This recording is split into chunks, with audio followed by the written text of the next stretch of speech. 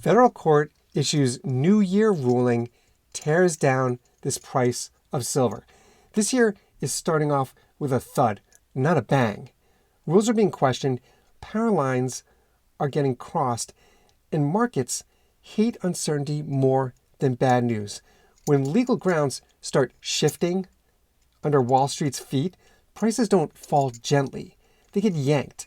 What looks quiet right now is usually the moment before pressure snaps. And when it does, silver doesn't get a courtesy warning. Check this out.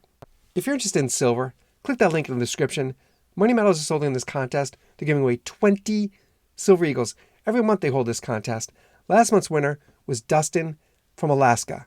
I put a link down below. Click that link, be the next winner on that list, and take home that silver.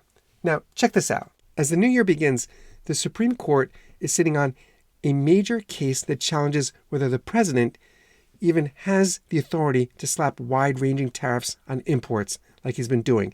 This is not political noise. Tariffs affect inflation, they affect trade flows, they affect the value of the dollar, all of which directly feed into silver pricing. If the court limits executive power here, markets suddenly have to rethink how future economic actions happen. That kind of legal uncertainty makes traders nervous. And nervous traders often dump metal positions fast before clarity arrives. They pull the trigger before they can figure this all out. Silver doesn't need to be mentioned by name for this to matter. It doesn't. When the rules around trade and inflation expectations, when they start to wobble, silver often gets caught in the sell-off because big players reduce their exposure.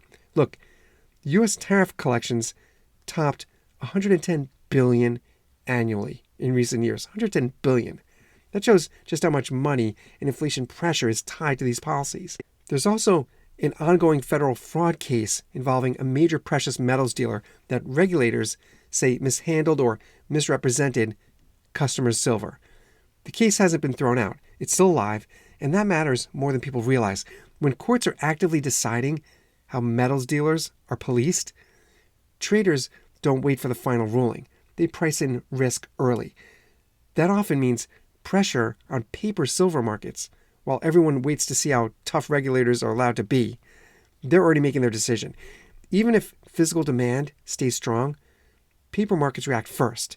And paper prices are what set the daily silver spot price that we're all staring at. Look, the lawsuit alleges over $185 million in customer losses.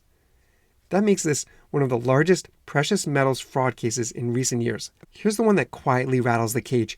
A federal judge recently raised doubts about whether physical silver bullion, listen to this, whether silver bullion even qualifies as a commodity under existing law.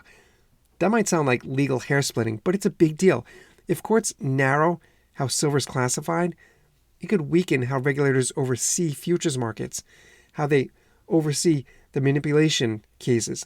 When oversight looks weaker or looks unclear, big trading desks get more aggressive. And aggressive paper trading often means price pressure. Markets don't wait for final answers. They do not.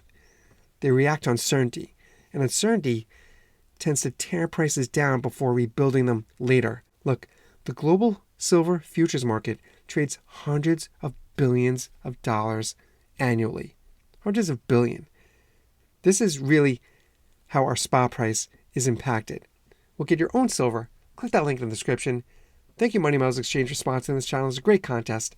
Every month they're giving away 20 Silver Eagles. 20 Eagles every month. Click that link. Be the next winner on that list. Take home that silver. And I'll see you on the next one.